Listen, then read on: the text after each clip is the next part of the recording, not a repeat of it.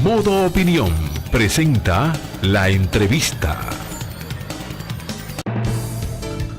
12:34 de la tarde, seguimos aquí, señores, en Modo Opinión, y hoy tenemos, como abordé desde el inicio del programa, a una amiga, abogada y comunicadora, especialista en derecho de familia, con la que vamos a hablar de diferentes temas que tienen que ver con la familia y la niñez. Pero sabemos que tú tienes, Julia, meses, años, pero en estos últimos meses y semanas, dando duro en el tema, generando opinión importante sobre el tema de la niñez, el abordaje de la niñez, su cuidado, el acoso. Recientemente vimos cómo fijaste una posición dentro de un planteamiento con relación al tema del acoso escolar. Bienvenida, Julia, a tu espacio. Primera vez que vienes y me imagino, o espero que no sea la última. Bueno, es la primera vez que me invita. Tú sabes que a ti no hay que invitarte.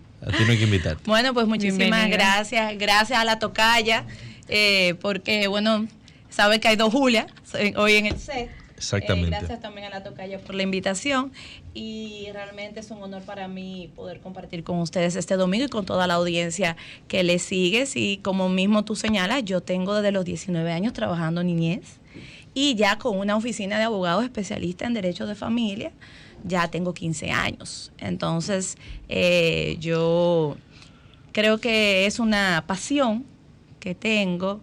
Desde los 7 años recuerdo haber dicho que yo iba a ser profesora porque yo tenía que defender a los niños. Y Dios me fue poniendo en el camino, ¿no? Y hasta el sol de hoy he explorado otras áreas del derecho, las conozco, sin embargo vuelvo y caigo en lo que realmente me gusta.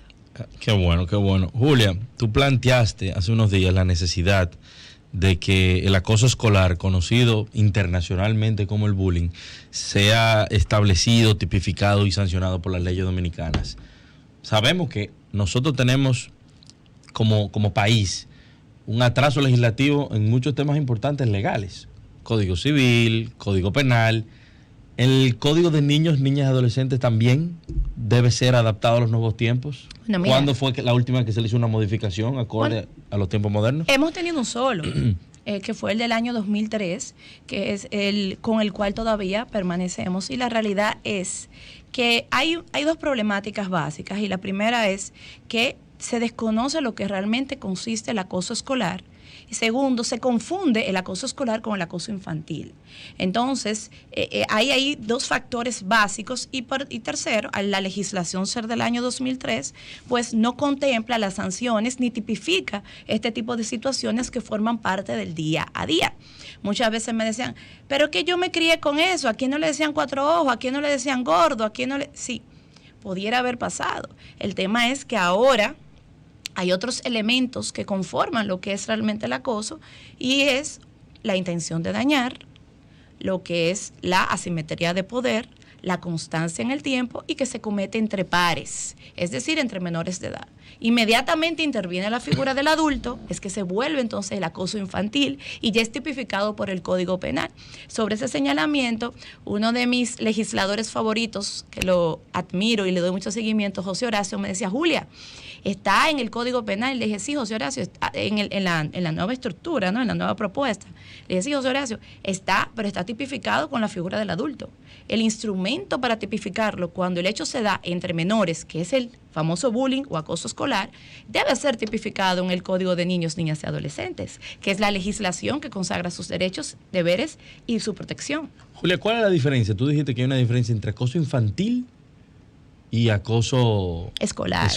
¿Cuál es la diferencia? Porque en el colegio también hay niños. No, lo que pasa es que cuando tú hablas ya de acoso infantil, es cuando ya hay un adulto que interviene, ¿no? El famoso grooming, el famoso hecho de que se puede dar hasta con un docente, de acosar a uno. Entonces, ¿qué sucede? La legislación se divide en el momento en que los actos ocurren entre menores de edad, claro, y cuando ocurren con un menor de edad y un adulto. Entonces, la legislación cuando es entre menores de edad es el Código de Niños, Niñas y Adolescentes, Ley 136-03. Ahora, cuando interviene la figura del adulto, se tiene que ir al Código Penal porque el sancionado ya es un mayor de edad. Julia, en los casos más conocidos aquí en República Dominicana, ¿cuáles han sido? ¿El acoso escolar o el acoso infantil? ¿Ha habido penalización? ¿Ha habido algún tipo? ¿Cuál es la estadística a nivel nacional? Mira, nosotros como nación carecemos mucho de estadísticas. La data es un tema, ¿no? Segundo, la otra asunto es que cuando hablamos de temas de menores, pues por el tema de la intimidad, la integridad, pues se hace todo a puertas cerradas. Se mantiene siempre esa confidencialidad. Y el otro tema está en la famosa cifra negra, que es aquel caso que nunca llega a ser denunciado y lo padece, lo sufre el niño, la niña o el adolescente, y a veces la familia ni cuenta se da. Entonces ahí es donde está, pues obviamente la problemática. Situación actual, crecimiento, cada vez va más en crecimiento. ¿Por qué? Porque es un mal social silente. Claro. Y cuando viene a salir, ya explota con la catarsis, que es o la depresión o hasta el suicidio del menor de edad. Ahora, este tema de los relajos, me voy a poner como ejemplo. Yo en el colegio tenía un grupito de amigos que no éramos fáciles. Los coristas. Exacto, pero nosotros relajábamos mucho. A mí me relajaron mucho y yo no me siento frustrado, ni que me quiero hacer daño, ni que la vida... A mí me decían, oye, tú me ves la barba. Yo tenía mucho bozo aquí y me decían, llegó la brocha. Oye... Y a mí no me relajaban, y a mí me relajaba muchísimo, y yo no me ponía guapo por eso. Entonces yo veo ahora que hay como una generación, como de plástico, como de cristal. Los niños porque una de cristal. cosa es el acoso, que yo lo haga sistemáticamente durante el año escolar entero, diciéndote, tu papá no te quiere, tu papá te dejó, que eso son cosas que quizás te llegan demasiado profundo a un evento familiar, o tu papá te abandonó. Pero el relajo... está incluido ahí en el bullying, en el la relajo, terapia moderna. ¿cómo se podría llamar? Oye, ¿qué es esa lo que dinámica? Chercha. Oye, lo que pasa, primero hay que tomar el contexto de en aquel momento los sistemas familiares, ¿no? En aquel momento tú podías contar pues con una estructura familiar más sólida, donde se trabajaba más la autoestima del menor de edad. Segundo, no contabas con estos instrumentos, los medios digitales, que sobredimensionan el famoso relajo. Y tercero, tienes toda la razón. Hay que aprender a diferenciar una situación puntual a lo que es un acoso. Por eso te hablaba de los elementos constitutivos. Bien. En el día de hoy yo vengo y te digo, dímelo, brocha. Y ese día, ¿no? Amanecí yo más intensa de la cuenta y tú amaneciste de mal humor y me diste el famoso trompón, para ponerte un ejemplo.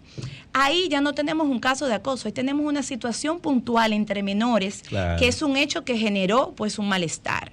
Pero si tú me dices brocha hoy y después entonces tú le mandas un mensaje a la tocaya y la tocaya me dice brocha también y ya se genera el rumor de que yo soy la brocha y ya entonces tú me haces un Instagram falso, Julia la brocha, y ya llego a los sitios y la brocha va o no va, entonces ya tú estás volviendo todo un escenario donde me estás ridiculizando, te estás burlando de mí, yo que de por sí en una sociedad donde la autoestima se está construyendo a través de los famosos likes de las redes sociales y donde no tengo quizás unos padres presentes para poder sentarse conmigo y decir, mira, ¿qué es lo que está pasando? ¿Cómo que eso te hace sentir mal? Y poder entonces robustecer la autoestima, pues entonces son escenarios distintos. Sí. Compararlo en las épocas que vivimos, pues ahí es donde marca pues un factor diferenciador. Pero sí es cierto, hay que saber lo que es acoso y lo que es una situación puntual entre menores natural que se puede dar en cualquier momento. Eso es así. Bueno, yo no me quiero salir del tema, no sé si tú tienes otro... No, yo me iba a salir del tema. Yo voy a salir del tema, pero... Ok. Bueno, yo me voy a... Y en el caso de del área laboral, cuando se vuelve constante, cuando ya hay una dinámica en la cual es repetitiva, es intensa, incluyen muchas acciones ya de degradarte como persona, de ponerte en una posición en la cual involucra a otros actores también de la misma dinámica laboral. ¿Cómo se llamaría pero eso? No es ese es el famoso mobbing. Pero eso no es acoso infantil. Eso no es infantil. No, por eso que me quería salir, dije, voy a salirme del tema. Okay, no sé si tú te querías salir... No, yo iba a seguir hablando del tema No, pero infantil. Para cerrarle el tema y a la tocaya, mira, te cuento. Ahí hay un factor importante que hay que tomar en consideración, y es que es un tema de respeto. El respeto se ha perdido mucho. Y los límites y el respeto lo pone el actor que en el momento se siente como víctima.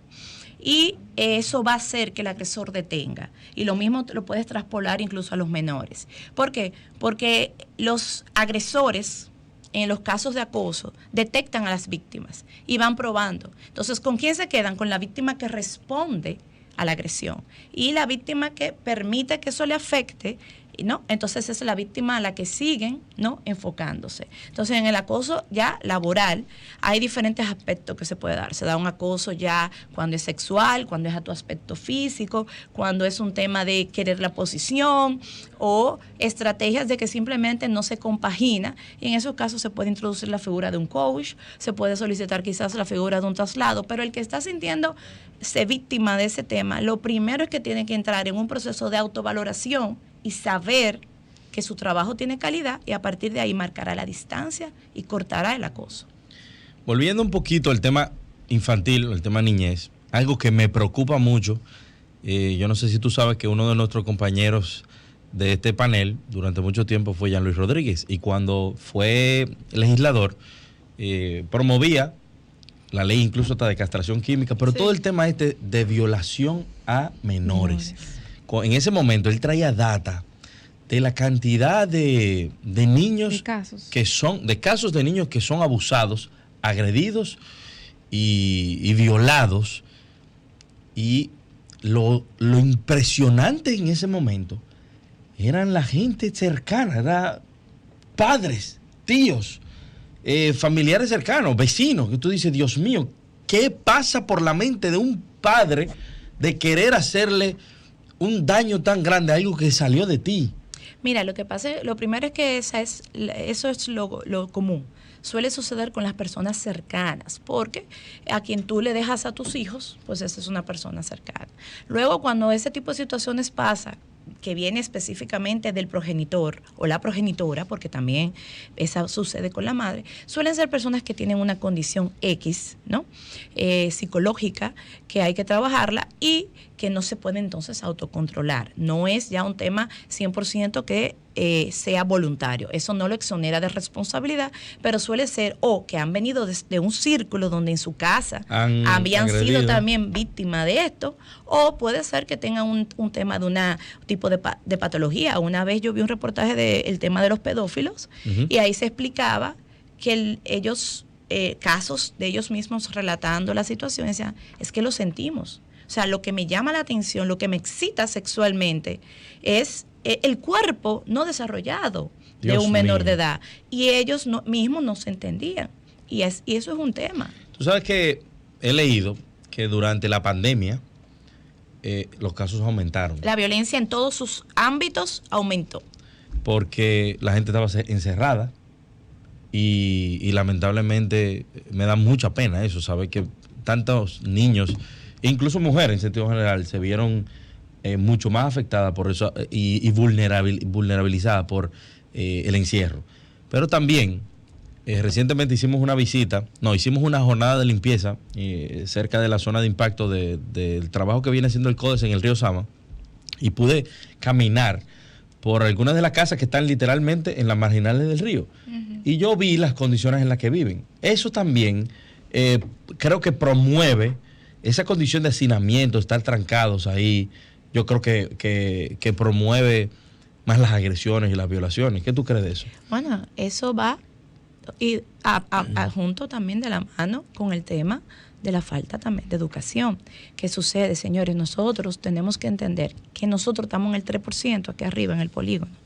La realidad que vive nuestra niñez es muy triste. Tú ves en una casa 2x2 que te vive una familia que la divide una cortina donde está la cama, luego está la cocina, la letrina está afuera para ir al baño, y en esa habitacioncita que en esa cama o en el catre te duermen los hijos con los padres, que incluso a veces ni siquiera son los padres, sino los padrastros, y ahí se tienen relaciones sexuales. Entonces es un esquema complejo y difícil. Y eso que tú dices, eso no es en Neiva, Villa Jaragua. No, eso es aquí. Eso mismo. Es aquí en el Distrito Nacional, y eso da pena y vergüenza que en pleno siglo XXI, 2022, nosotros estemos viviendo con eso. Vamos a una pequeña pausa comercial y vamos a seguir aquí hablando de este tema tan importante con Julia Muñiz Suberville.